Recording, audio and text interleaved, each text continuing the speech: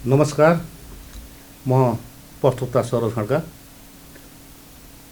प्रत्येक सातामा आउने कार्यक्रम पछिल्लो राजनीतिक घटनाक्रमले गर्दा हामीले दैनिकी रूपमा जनसरकारलाई यहाँहरूमाझ प्रस्तुत गर्ने गरेका छौँ र देशमा घटेका घटनाहरू, समाजमा रहेका विकृति विसङ्गति र हाम्रा समाजका अगुवाहरूको क्रिया प्रतिक्रियाहरू यहाँहरूमाझ हामीले दर्शकहरूमाझ प्रस्तुत गर्ने गरेका छौँ र आज त्यसै श्रृङ्खलालाई जोड्दै हामीले एकजना अतिथिलाई हामीले निम्त्याएका छौँ। उहाँ एउटा स्पष्ट वक्ताको रूपमा परिचित हुनुहुन्छ र उहाँ पेसाले अधिवक्ता हुनुहुन्छ, कानुन व्यवसायी र राजनीतिक रूपमा भन्नुपर्दा उहाँ जनता समाजवादी पार्टी नेपालका केन्द्रीय सदस्य र उहाँ विद्यार्थी कालदेखि नै नेपाल सद्भावना पार्टीबाट उहाँको राजनीतिक यात्रा सुरु भयो। पार्टी जुट्ने र फुट्ने हुँदाहुँदै अहिलेको यात्रा उहाँहरूको जनता समाजवादी पार्टी एकीकृत पार्टीको रूपमा उहाँहरू अहिले आइपुग्नु भएको छ। आज हामीले निम्त्याएका छौँ सुरेन्द्र प्रसाद कुर्मी, अधिवक्ता र जनता समाजवादी पार्टीका केन्द्रीय सदस्य। उहाँलाई स्वागत गरौँ। स्वागत छ सुरेन्द्रजीलाई। अब अहिले म भूमिका लिन नबानिकनै यहाँलाई सिधै म विषयवस्तु र लैजान चाहेँ। प्रधानमन्त्री केपी शर्मा ओलीले असमयमै संसद विघटन गर्नुभयो र मध्यावधि निर्वाचन गर्नुभयो। त्यो वैधानिक अवैधानिकको चर्चा परिचर्चा भइरहेछ। यहाँहरू एउटा कानुन व्यवसायको हिसाबले पनि यो के हो, अलिकति हाम्रो दर्शकहरूलाई बताइदिनुहुन्छ? सर्वप्रथम त चाहिँ म जुन पार्टीसँग आबद्ध छु, म जुन समाजसँग आबद्ध छु, मेरो समाज र मेरो दलले यो संविधानलाई चाहिँ मजबुरीवश समर्थन गरेको। हामी सुरुमै आन्दोलन गर्दा के भनेको थियो भने यो संविधान अपुरो छ, अधुरो छ। तथापि प्रश्न के अहिले आउँछ भने तपाईँहरू त संविधान मानेकै होइन, तपाईँहरू संविधान जलाएको हो। तर के हुन्छ भने देशमा बस्नु छ, देशको नागरिक भएर बस्नु छ भने आलोचना गरेर पनि देशको संविधान र कानुन मान्नै पर्छ। त्यस बाध्यता अनुसार हामी संविधानलाई मानिरहेछौँ। अब आयो वर्तमान सन्दर्भमा जुन हाम्रा प्रधानमन्त्रीजीले संसद विघटन गर्नुभएछ, त्यो उहाँको कदम संवैधानिक कि असंवैधानिक त्यति मात्र हो। त्यस सन्दर्भमा जाँदाखेरि संविधानमा अक्षरंश कन्डिसन खोलेको छ। उहाँले दफा 76लाई टेकेर चाहिँ विघटन गर्नुभयो। अनि दफा 76मा कन्डिसन के भनिदियो भने प्रधानमन्त्री बन्ने अवस्था। पहिला के छ भने प्रधानमन्त्री गठन गर्ने हैन, बन्ने चाहिँ पहिले प्रधानमन्त्री बन्ने अवस्था छ।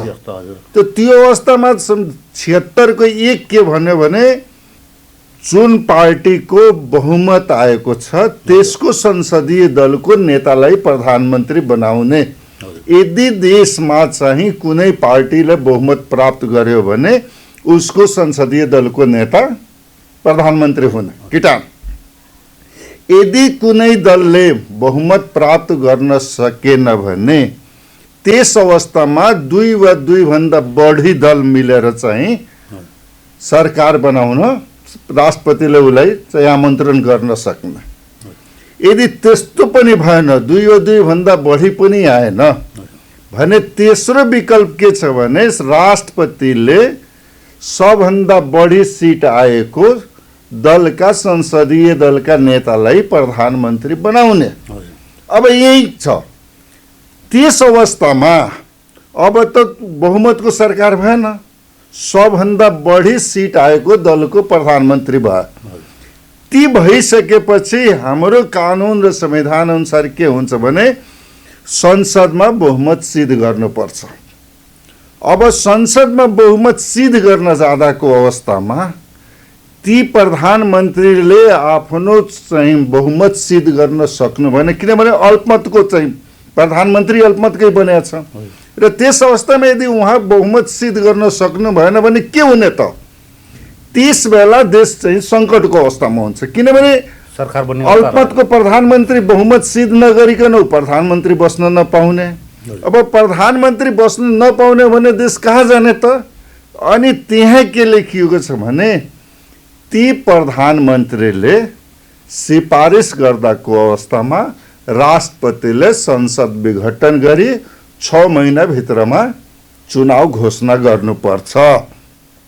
अब हाम्रो यहाँ के व्याख्या भइरहेछ भने प्रधानमन्त्रीको त अधिकार छ त हो छ, तर प्रधानमन्त्रीको संविधानले कन्डिसनल अधिकार दिएको छ, जुन कन्डिसन अहिलेको अवस्थामा देखा परिरहेको छैन। र यहाँ अर्को कुरा भन्नुपर्दाखेरि प्रधानमन्त्री निकटका बुद्धिजीवीहरूको तर्क के आइरहेको छ भने प्रधानमन्त्रीलाई विशेष अधिकार हुन्छ, उहाँलाई अप्ठ्यारो सरकार चलाउन अप्ठ्यारो पर्छ, उहाँले संसद विघटन गरेर मध्यावधिमा जान सक्नुहुन्छ भनेर एक किसिमका विद्वानहरूले चाहिँ तर्क गरिरहेको अवस्था छ कि प्रधानमन्त्रीलाई विशेष अधिकार त हुन्छ, हुनुपर्ने हो, छ कि छैन, के भन्छ संविधान? अब अहिलेको परिस्थितिमा के भइदिएको छ भने एकातर्फ उहाँले संसद विघटन गर्न बित्तिकै हामी दलहरू संसद असंवैधानिक कदम छ भने हामी चाहिँ रोडमा आयौँ, सडकमा आयौँ, विरोधका नाराहरू। तर कहीँ न कहीँ संविधानले के भनेको छ भने संविधान हरेक बाटो खोलेको रहेछ। हाम्रो यहाँको जुन संविधान छ त्यो 3वटा निकायलाई चाहिँ चेक एन्ड ब्यालेन्सको नीतिमा राखेको रहेछ। एउटा संसद छ, अर्को मन्त्री परिषद छ, तेस्रो हो न्यायपालिका। यदि एक दूसरा अर्कालाई चाहिँ उसले चाहिँ कन्ट्रोल गर्ने पावर छ। अब संविधान के भनिदियो भने संविधानको व्याख्या गर्ने अधिकार संवैधानिक अदालत यानी सर्वोच्च अदालतलाई छ र संविधान विपरीत यदि कुनै काम भइरहेछ भने फेरि सर्वोच्चलाई असंवैधानिक अधिकार पनि दिएको छ, जुन कहीँ कतै छैन, कुरो कानुनमा उल्लेख छैन, संविधानमा उल्लेख छैन। त्यो संवैधानिक सङ्कटको या कानुनी सङ्कट आयो भने सर्वोच्चलाई असंवैधानिक पनि यदि के भन्छन् भने असीमित अधिकार दिएको छ, त्यहाँ सर्वोच्चलाई अधिकार, सर्वोच्चलाई। अब यो मुद्दा चाहिँ सर्वोच्चमा गइसकेको अवस्था छ। अब व्याख्या गर्ने सर्वोच्चले हो, व्याख्या त सर्वोच्चले गर्ने हो। त्यहाँ संवैधानिक इजलास पनि गठन भइसकेको छ। अदालतले चाहिँ 22 गतेदेखि कन्टिन्यू चाहिँ बहस गराउने पनि भनिसकेको छ, म्याद थमाउन पनि नपाउने। 22 गतेभित्र सारा डकुमेन्ट्स विपक्षीलाई झिकाइसकेको छ। संवैधानिक इजलासमा चाहिँ 22 गतेदेखि अब बहस हुन।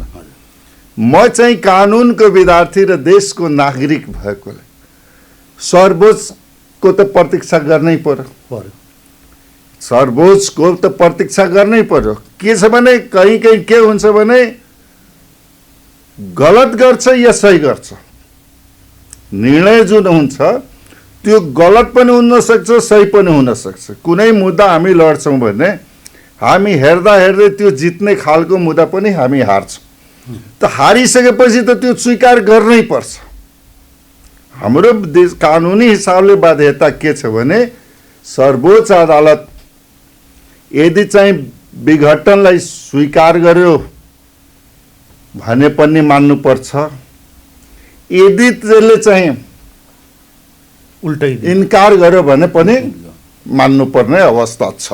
अहिलेको यदि हामी देशको नागरिक हौँ भने देशको हिसाबले चल्नै पर्छ। म अलिकति पछाडि जान चाहेँ नि। हाम्रो देशमा योभन्दा अगाडि 3 चोटि संसद विघटन भइसकेको छ। पहिलो पटक बहुमतको सरकार गठन गरेको नेपाली काङ्ग्रेसले आन्तरिक कलहको कारण मध्यावधिमा गयो। त्यतिखेर पनि अदालतमा मुद्दा चल्यो, अदालतले सदर गरिदियो, हैन? क्लियर भएन हो, क्वेसन क्लियरली सुनिएन। सर्वोच्च अदालतमा गयो, जुन गिरिजाप्रसाद कोइरालाले विघटन गर्नुभयो संसद, त्यतिखेर तपाईँको सर्वोच्च अदालतले त्यसलाई सदर गर्यो। प्रधानमन्त्रीको सिफारिस कानुन सहमत छ भनेर सिफारिस गर्यो, के अरे सर्वोच्चले सदर गरिदियो। त्यसपछि अर्को घटना के घट्यो भन्दा अल्पमतको सरकार नेपाल कम्युनिस्ट पार्टी एमाले बनायो, मनमोहन अधिकारी प्रधानमन्त्री हुनुहुन्थ्यो। उहाँले पनि संसद विघटन गर्ने सिफारिस गर्नुभयो, संसद विघटन भयो। त्यतिखेर राजा हुनुहुन्थ्यो, राजाले लालमोहन विघटन भयो, त्यो सर्वोच्चको उल्ट्यो। सरकार बन्न सक्ने अवस्था हुँदाहुँदै चुनावमा जान हुँदैन भनेर सर्वोच्चले उल्टाइदियो। तेस्रो शेरबहादुर देउवाले संसद विघटन गर्नुभयो पछिल्लो उसमा। त्यसपछि त्यो संसदलाई सर्वोच्चले पनि सदर गरिदियो। तर जनबल जनआन्दोलन 62-63ले त्यो अदालतको फैसला पनि उल्ट्यो, राजाले गरेको विघटन पनि उल्ट्यो र संसद पुनर्स्थापना भयो। हामीसँग 3 किसिमको एउटा नजिर छ। अबको अवस्था के होला त, कस्तो होला त सर्वोच्चको? अबको फैसला कस्तो आउनु पर्ने हो यहाँको अब बुझाइमा? फैसला हामी नगरौँ। दुईटा कुरा छ। हजुर, यदि विघटन सदर भयो भने ऊ त निर्वाचनमा छ बेग्लै कुरो। यदि चाहिँ विघटन बदर भयो, फेरि संसद पुनर्स्थापन भयो, फेरि यसो भन्न पनि मलाई मिल्दैन, पुनर्स्थापन भन्न मिल्दैन। किनभने मैले भर्खर हेरेँ सभामुखको के भनाइ छ भने संसद विघटन भएकै छैन, भएकै छैन त पुनर्स्थापनको कुरै यहाँ। यदि फेरि संसद चालु हुन्छ भने हाम्रो पार्टीको रोल के? यस अवस्थामा हामीले हेर्नुपर्ने अवस्था के हुन्छ भने जुन विगतको दिनमा यही संविधान चाहिँ बहिष्कार गर्दा जलाउँदाको अवस्थामा हाम्रो मान्यता के थियो त? त्यो मान्यता अनुसार जुन हाम्रो मागहरू थियो, हाम्रो माग जुन संविधान संशोधनको थियो, त त्यसबेला हाम्रो रोल के हुन्छ भने संविधान संशोधन गर्न र हाम्रो माग सम्बोधन गर्न कुन दल र कुन समूह तयार भइरहेछ? किन दुईटा कुरा हुन्छ। एउटा कुरा हो त्यो सरकारमा गएर मन्त्री बन्न, किनभने समर्थनको अर्थ मन्त्री बन्न। अर्को कुरो के हो भने हाम्रो प्रायोरिटी कहाँ हुनुपर्छ भने र हाम्रो पार्टीको प्रायोरिटी कहाँ हुन्छ भने हामी जुन विगतको दिनमा संविधान संशोधनको लागि जुन हामी एजेन्डाहरू अगाडि बढाएका थियौँ, त्यो एजेन्डामा कसले सहमति गर्छ त? काङ्ग्रेस कसले सहमति गर्छ? जसले हाम्रो एजेन्डामा सहमति गर्छ त्यसलाई हामी समर्थन गर्छौँ। हामी स्पष्ट छौँ कि हाम्रो एजेन्डामा जसले चाहिँ समर्थन जनाउँछ, किनभने एजेन्डैमा समर्थन जनाएन भने हामी एक कुरामा कहाँ स्पष्ट छौँ भने नेपालमा कुनै पनि हालतमा हाम्रो चाहिँ मधेसको कुरा हामी गर्छौँ, हामी जुन जातीय मागको पहचानको कुरा गर्छौँ, त्यसलाई सम्बोधन गराउनलाई निर्वाचनबाट 2/3 एकल हाम्रो बहुमत आउँदैन। त एकल जब बहुमत आउँदैन त कहीँ न कहीँ हामीले बार्गेनिङ गर्नुपर्छ। कुनै दलसँग आफ्नो माग पुरा गराउनले त बार्गेनिङ गर्नुपर्छ। त त्यो बार्गेनिङमा जसले हामीलाई साथ दिन्छ त्यसको साथ दिन। हजुर, खुलस्त कुरा गर्नु, प्रष्ट कुरा यही प्रष्ट कुरा होइन। यो के छ भने नि तपाईँहरूलाई त अहिले संसद पुनर्स्थापना हुनुभन्दा निर्वाचनमा जानु फाइदा छ नि त, होइन? किनभने 2/3 हाराहारीमा बहुमत ल्याएको नेपाल कम्युनिस्ट पार्टी अहिले 2 चिरा भएको छ। उनीहरू 2 समूह भएर चुनावमा जाला भनेपछि त फाइदा त प्रतिपक्षलाई हुने हो नि। अनि तपाईँले चुनावलाई जोड्न दिएर संसद पुनर्स्थापनालाई किन जोडिदिनु भएको? हामी नेपालको वासी हौँ। हजुर, नेपालको वासी। तपाईँसँग कुरा गर्दाखेरि के भइरहेछ भने हाम्रो बोली र व्यवहारमा डिफ्रेन्स हुन्छ। खड्काजी, हाम्रो बोली र व्यवहारमा डिफ्रेन्स। हाम्रा जुन जनताहरू छन् त्यो पनि सत्य कुरा सुन्ने खालका छ। हाम्रा जनता पनि नेता नजानु हो भने उहाँहरूलाई पनि सत्य कुरा भन्दैन हो भने उल्टै गाली खानुपर्छ, उल्टै गाली खानुपर्छ। नत्र जुन अवस्था स्थिति छ राजनीतिक हिसाबले, राजनीति गर्दाको अवस्थामा कर्तव्य निष्ठा ईमानदारीताको साथ राजनीति गर्ने व्यक्तिको जुन हाम्रो यहाँ दुर्दशा छ ऊ सबलाई थाहा छ। हाम्रो यहाँ के छ भने ललिपप हेराउनुहोस्, तपाईँ जित्नुहोस्, भोलिदेखि तपाईँले गाली गर्छ, त्यही जनता भोलिदेखि गाली गर्छ। तर निर्वाचनको दिन हाम्रो खास गरेर म कहाँ नेवलमा हुन्छु भने ए बाबा अनपढ त अनपढ छँदैछन्, हाम्रो जुन शिक्षित समाज छ, बुद्धिजीवी समाज छ, ऊ के गरेर बस्या हो, त्यसले के गरेर बस्या हो, कहाँ हामीलाई गाइड गरे हो, कहाँ जनतालाई गाइड गरे हो, तपाईँ यसो नगर्नुहोस्। बुद्धिजीवी समाजले त गर्नुपर्छ। त कहिलेकाहीँ उहाँहरू के भनिदिनुहुन्छ भने राजनीतिमा पनि हाम्रो रोल हुनुपर्छ, हामी गर्छौँ, हामीलाई पनि जिएम दिनुहोस् न। ए बाबा जिएम दिनुहोस्, उहाँ आफ्नो रोल अदा गर्नुहुन्छ। तर जनताको लागि उहाँको रोल खोइ त जनतालाई सत्य कुरा बोलिदिने मान्छे खोइ, त्यो कुरा। अब अर्को एउटा क्वेसन यही सेरोफेरोमा, अब अहिलेको इस्यु नै यही छ। अहिले फेरि मैले के भन्न चाहेँ भने प्रधानमन्त्रीले हिजो मात्र के भन्नु भने अस्ति संसद पुनर्स्थापन हुँदै हुँदैन चुनाव हुन्छ र संसद पुनर्स्थापन केस भइदियो भने शेरबहादुर देउवा प्रधानमन्त्री बन्नुहुन्छ भनिदिनु हो। यो हावादारी कुराको भित्र उहाँहरूको साँठगाँठमै यो कुरा आएको के छ, यहाँको उसले के भन्छ? मान्नुहुन्छ यदि चुनाव भयो त चुनाव हुन्छ भने कुनै पनि देशमा, डेमोक्रेट देशमा जस्तो हाम्रो सङ्घीय लोकतान्त्रिक गणतन्त्र हो, जनता सार्वभौम सत्ता सम्पन्न छ। हामीलाई म्यान्डेट दिन्छन् तपाईँहरू शासन गर्नुहोस्। त एक त जनता कहाँ जानमा डढकेको, हजुर पहिलो कदम असंवैधानिक छ, त्यो आफ्नो ठाउँमा छ। तर जनतामा जानमा दलले चाहिँ डराउने कुरै आउँदैन नि। र खास गरिकन वर्तमान अवस्थामा चाहिँ मेरो आफ्नो निजी धारणा के हो भने वर्तमान अवस्थामा जुन नेकपाको सरकार थियो त्यो सरकारले हाम्रो माग सम्बोधन गरेन। यदि त्यसले 5 वर्षसम्म टिक्ने हो भने 5 वर्षसम्म हाम्रो समर्थन सम्बोधन हुँदैन। त्यस्तो अवस्थामा त हामीले यो निर्वाचनलाई अवसरमा लिनु पर्थ्यो, अवसरमा प्रयोग गर्नुपर्ने हो।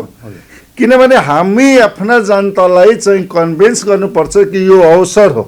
यदि हाम्रो सिटको बढोत्तरी हुन्छ, बार्गेनिङ गर्न सकिन्छ, त्यस बेला हाम्रो माग सम्बोधन हुन्छ। त हाम्रो त सोच बढीभन्दा बढी निर्वाचनतर्फ हो। तर के छ भने देशमा बस्दाको अवस्थामा भोलिको दिनमा यस्तै जाने हो भने संविधान यदि जबसम्म संविधान जीवित छ त्यसलाई अक्षरंश पालन नगर्ने हो भने आउने दिनमा सबभन्दा डर खड्काजी कहाँ छ भने नि संविधानले संविधान देशको मूल कानुन हो। यदि संविधान नै नमान्ने हो भने भोलि यहाँका प्रधान सेनापति उसँग ताकत छ, हतियार छ, उसले भोलि घोषणा गरिदियो ल यो देश म लिए भने के हुने त, अनि कुन संविधानले जान। त्यसैले अवसर हाम्रो लागि चुनाव हो, तै पनि भोलिको दिनमा थिचोमिचो नहोस् भनेर संवैधानिक ग्यारेन्टी सुनिश्चितता खोज्यो, संविधानको सुनिश्चितता खोज्यौँ।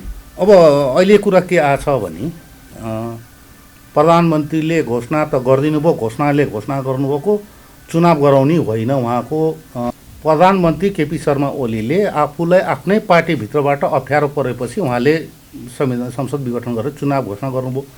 तर बुद्धिजीवीहरू एक तबकाका बुद्धिजीवी के भन्छन् भने यो प्रधानमन्त्रीको उद्देश्य भने चुनाव गराउनु होइन, सत्ताको आयु लम्ब्याउने।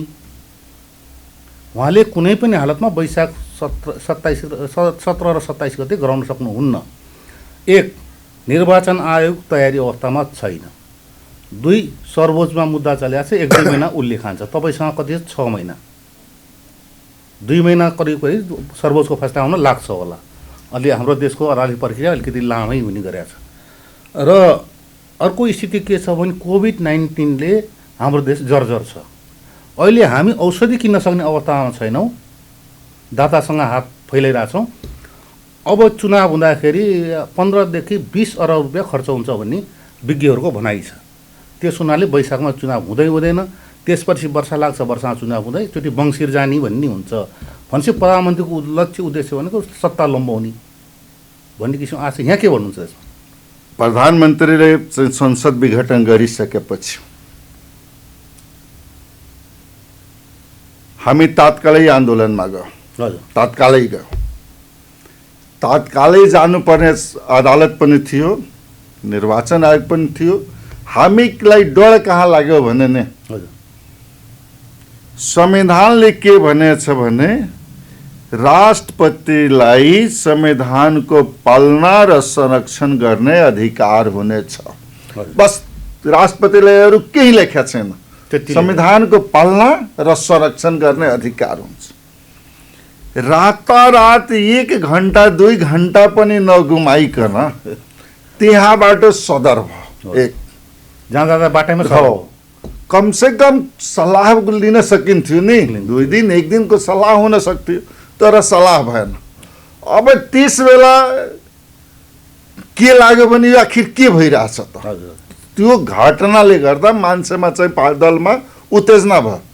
र त्यो उत्तेजनाको खास कारण के हो भने आज पनि तपाईँ सुन्दै हुनुहुन्छ, कहीँ कहीँ उहाँकै दलका कार्यकर्ता साथीहरूले के भनिरहेछन्, ए प्रधानमन्त्रीज्यू आँट गर्नुहोस्, संहिता रद्द गर्नुहोस्, आँट गर्नुहोस्, संहिता रद्द गर्नुहोस्। त्यो कुरा नै आइरहेको। हामीलाई के लाग्यो भने यस्तै गर्ने हो भने कहीँ एक दिन भनिदिनुहुन्छ ल संहिता पनि गोल भने आखिर प्रधानमन्त्री भन्छ राष्ट्रपतिले मारिदिनु होला। प्रधानमन्त्री त उहाँ हुनुहुन्छ, पावर त उहाँसँग छ भने त्यसलाई सडकबाट खबरदारी गर्नु पर्यो। खबरदारी त गर्नु पर्यो कि हामी पनि छौँ। देशको जनता पनि छ, कार्यकर्ता पनि छ, नेता पनि छ। तपाईँ जे गर्नुहुन्छ त्यो मान हुँदैन। हेर्नु कहाँसम्म अप्ठ्यारो छ भने उहाँ चाहिँ निर्वाचन घोषणा भइसकेपछि काम चलाऊ सरकार हुनुहुन्छ, प्रधानमन्त्री काम चलाऊ सरकार हो। अब काम चलाऊ सरकारले मन्त्री परिषद विस्तार गर्ने, जुन संवैधानिक प्रमुखहरूको नियुक्ति संसदीय सुनवाई भइकन हुनुपर्ने हो त्यसलाई पनि नियुक्ति दिकन कुर्सीमा बसाइदिने, प्रहरी प्रशासनमा चाहिँ प्रमोसन गर्ने। माने दिन प्रतिदिन के भइरहेछ भने एक त संवैधानिकको, फेरि त्यसपछि अरू कुनै कुरा चाहिँ उहाँ मानिराख्नु भएको छैन। अब त्यसको विकल्प सर्वोच्चलाई कुरेर बस्ने कि रोडमा जाने। त हाम्रो के छ भने त्यो त आफ्नो ठाउँ छ, हामी अब त खबरदारी गर्नै पर्छ। त्यसैले हामी तत्कालै सडकमा छौँ, सडकमा आयो। अब चुनाव होला कि नहोला, प्रधानमन्त्रीको इन्ट्रेस्ट चुनाव गराउने जस्तो देखिएन। चुनाव नहुने अवस्था पनि आएको छ।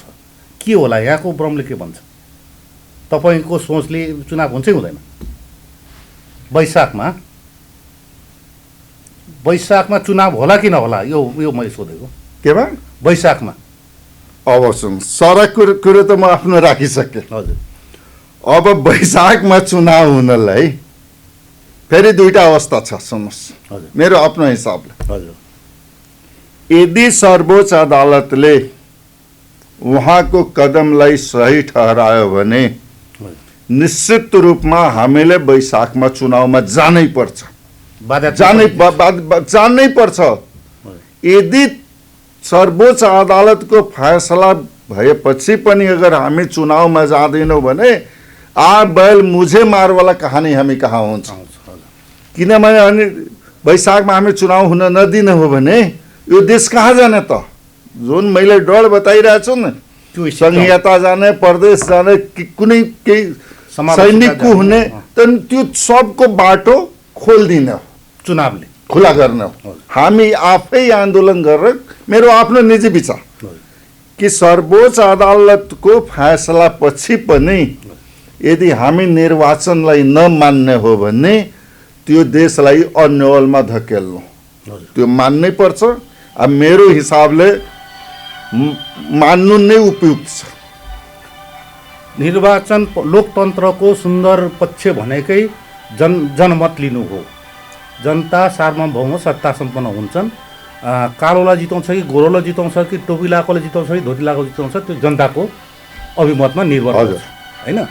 र अहिले जुन परिस्थिति सिर्जना भयो पछिल्लो समय, खास गरी भन्नुपर्दा नेपाल कम्युनिस्ट पार्टी भित्रको अन्तर्कलहले, यो बाहिर विपक्षले सरकारको साथ भनेको छैन, थिएन। बाहिरबाट नागरिक समाज कुनै पेसागत सङ्घ सङ्गठनले सरकारलाई अप्ठ्यारो पारे पनि छैन। उहाँको आफ्नो दल, जुन दलको नेतृत्व उहाँ आफै गर्नुहुन्छ, प्रधानमन्त्री आफैले गर्नुहुन्छ, उहाँले आफ्नो पार्टीभित्रको समस्या समाधान गर्न सक्नु भएन, देशलाई चुनावमा धकेलिदिनु हो। सुन्नुहोस्, यहाँ एउटा धेरै ठुलो चाहिँ त्यो नभन्नु तैपनि हामी राजनीतिक विश्लेषण गर्दाको अवस्थामा अलिकति उता जानुपर्छ। तपाईँको माओवादी आन्दोलन भयो, सशस्त्र आन्दोलन भयो, क्रान्ति भयो, त्यसका आफ्ना धेरै एजेन्डाहरू थिए, धेरै एजेन्डाहरू थिए। तर यहाँ के भयो भने माओवादीलाई वास्तवमा मिलाएको होइन, मेरो आफ्नो विचारमा मिलाएको होइन। माओवादीलाई के गरिदियो भने ग्रान्ड डिजाइन अन्तर्गत उसलाई बोलायो। बोलाइसकेपछि सबजना गरिब गुरुबा निमुखाहरू त्यसका समर्थक थिए। ती गरिब निमुखाहरूलाई चाहिँ गाडी घोडा पैसा दिएर चाहिँ देशको ढुकुटी नै त्यसमा लगाइयो। त्यो दिएर उसको चाहिँ जीवनशैली थियो, जीवनशैली पहिला चाहिँ बिगाड्ने काम हो। त्यसपछि उसको सिद्धान्त हामी खोज्यो। तेस्रो उसलाई पार्टीमा मिलाएर काखी चापियो। अर्थात् सारा खेल चाहिँ तपाईँको माओवादीको सखाप गर्न, उसलाई अभिमन्यु जस्तो घेरामा हालेर, किनभने यति उसको जुन सिद्धान्त थियो नि, हामी मधेसको कुरा गर्छौँ, हामी त सद्भावना कालदेखि मधेसको चाहिँ संहिताको त कुरा गरेकै हो, तर आत्मनिर्णयको अधिकार सहित मधेस हुनुपर्छ भने त माओवादी हो, माओवादीको एजेन्डा हो। आत्मनिर्णयको अधिकार सहित मधेस प्रदेश हुनुपर्छ, लिम्बुवान हुनुपर्ने हो, नेवा हुनुपर्ने, उसले उठायो नि। त उसले उठाएको मागहरू सम्बोधनको सट्टा उसलाई यस्तो घुमाउरे पारामा घुमाउँदै घुमाउँदै उसले जति पनि मागहरू राखेका थियो ती मागहरूलाई चाहिँ ओझलमा पारियो। र उसलाई जुन संसदीय राजनीतिको विरोधी थियो त्यसलाई संसद नै बनाएर चाहिँ हो गरिदियो। आज पनि त्यही डिजाइन छ, आज पनि डिजाइन त्यही हो।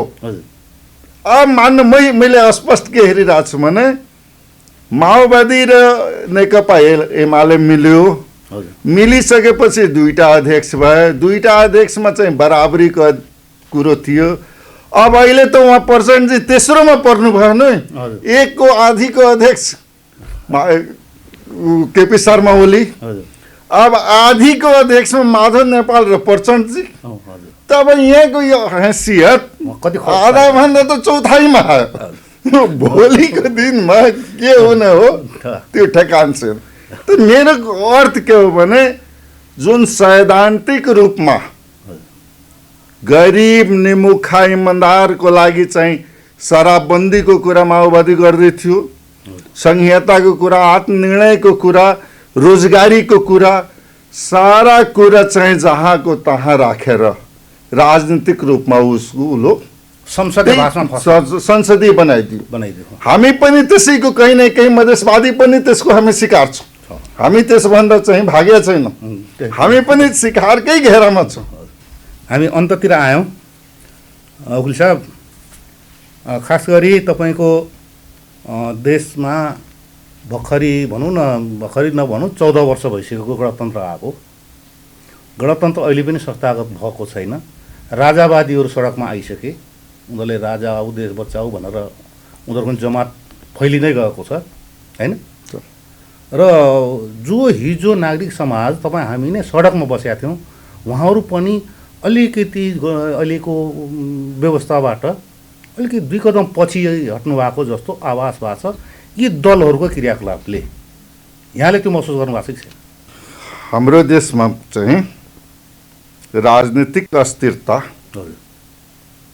हामी युवा हुँदादेखि अझसम्म हामी प्रतिगमनकै लडाइँ गरिरहेछौँ। खोइ हाम्रो जिन्दगी थाहा भएन। पञ्चायतमा 46 मा युवा हुँदा चाहिँ पञ्चायतको विरोध, त्यसपछि यसको विरोध गर्दा गर्दै प्रतिगमन आयो। त्यो आज पनि म एउटा कुरा के बुझ्न सकिरहेको छैन भने जब संविधानले या व्यवहारले सार्वभौम सत्ता सम्पन्न जनतालाई बनाइसकेपछि जनता आफै प्रधानमन्त्री बन्ने, आफै राष्ट्रपति बन्ने उसको अधिकार आइसकेपछि पनि हाम्रा शिक्षित बुद्धिजीवी लगायत अरूलाई त म भन्दिनँ, उहाँहरू भन्नुहुन्छ राजा आऊ देश बचाऊ। ए बाबा, राजा आऊ देश बचाऊ तपाईँ के गर्ने त? तपाईँ कति असक्षम मान्छ कि तपाईँले जब कानुनले तपाईँलाई, संविधानले तपाईँलाई दिइरहेछ तपाईँ राजा बन्नुहोस्, तपाईँ आफै राजा बन्नुहोस्। यदि सुरेन्द्र कुर्मी खराब छन् भने तपाईँ रामबहादुर थापा आउनुहोस्, तपाईँ आफै बन्नुहोस्। तर मलाई म माथि आएर तपाईँ शासन गरिदिनुहोस् यो भन्ने खालको पनि हाम्रो देशमा जनता छ, जनता छ। अहिलेको अवस्थामा उहाँहरूको के बुझाइरहेछ भने यी दलहरू सब मिलेर संघीय लोकतान्त्रिक गणतन्त्र लायो र यहाँ एक तबका यस्तो छ कि दिनहुँ बदनाम गरिरहेछ। हेर्नु, विकासैकी कुरा गर्ने हो भने आजभन्दा 20 वर्ष पहिला र आजमा विकासमा जानुस्, रोड बनेकै छ, स्कुल बनेकै छ, कलेजहरू थपिएकै छ, मेडिकल कलेजहरू थपिएकै छ। तर यसभन्दा त पहिला पञ्चायती कालमा थियो। ए बाबा, तपाईँ पञ्चायत गएको 30 वर्ष भयो, 30 वर्ष भयो। मान्छेको त्यो पञ्चायत हेर्ने मान्छेको उमेर हुनुपर्छ कमसेकम 70-75। तर 25 वर्षको केटा भन्छ पञ्चायतै राम्रो थियो। बाबु, पञ्चायत त तिमी हेरेकै छौ भने किन थियो? तर उहाँहरूको के सोच रहेछ भने यी दलहरू यदि आपसमा अन्योल भए, आपसमा जुन हिसाबले विभाजित भएछन्, यसै मौका हो। जसले चाहिँ ठाउँ पाइरहेको छैन, दलहरूमा ठाउँ नपाउनेहरू, सरकारमा ठाउँ नपाउनेहरू, कहीँ न कहीँ हामीमा पनि कमजोरी रहेको छ। हाम्रो सबभन्दा कमजोरी के हो भने हाम्रो दलहरूको कमजोरी, हामी चाहिँ युवाहरूलाई रोजगार दिन सकिरहेछौँ। हाम्रो कमजोरी भनेको त्यो हो। उद्योगहरू हाम्रो बन्द छन्, हामी उसलाई उद्योग खोलेर जे गरेर पनि दिनुपर्ने हो रोजगार। युवाहरू विदेशतिर गइरहेछ र त्यो जुन अन्यलता छ बेरोजगारीको, त्यो अन्यलतालाई उहाँहरू भजाएर चाहिँ कहीँ यसैमा मैले एक डर पनि भने कि भोलि चाहिँ यस्तै कदम रहने हो भने प्रधान सेनापति भन्न सक्छ। मैले खोजा प्रधान सेनापतिले रजेलै लगेर बसाइदियो भने के हुने हो? के हुने? त्यसले हाम्रो के हो भने सडक छोड्नु भएन, आन्दोलन, खबरदारी गर्नु। हस् त, आजको लागि हाम्रो कार्यक्रमको समय समाप्तितिर जाँदैछ। दर्शकहरू, आज हामीसँग बहसको लागि हुनुहुन्थ्यो अधिवक्ता सुरेन्द्र प्रसाद कुर्मी, जनता समाजवादी पार्टीका केन्द्रीय सदस्य, र उहाँसँग हामीले वर्तमान राजनीतिक अवस्था र अब के हुने हो भन्ने विषयमा पनि छलफल गर्यो। अझ उहाँले योभन्दा पछिको के हुन सक्छ भन्ने विषयमा पनि उहाँले यसो जनतालाई सचेत गर्ने काम पनि गर्नुभएको छ आफ्नो वक्तव्य मार्फत, आफ्नो भनाइहरू मार्फत। उहाँलाई आज अतिथिको रूपमा निम्ति आएर हामीले यति छलफल बहस गऱ्यौँ। यो यहाँहरू सामने हामी प्रस्तुत गर्नेछौँ। र सुरेन्द्रजी यहाँ आइदिनु भयो, हाम्रो निम्तो स्वीकार गरेर हाम्रो कार्यक्रममा हाम्रा केही जिज्ञासाहरू शान्त पारिदिनु भयो। त्यसको लागि यहाँलाई धेरै धेरै धन्यवाद। र दर्शकहरू, म पनि उहाँ अतिथिको सँगसँगै म सरोज खड्का प्रस्तोता कार्यक्रम जनसरकारबाट आजको लागि बिदा लिन्छु। हवस् त, धन्यवाद, नमस्कार।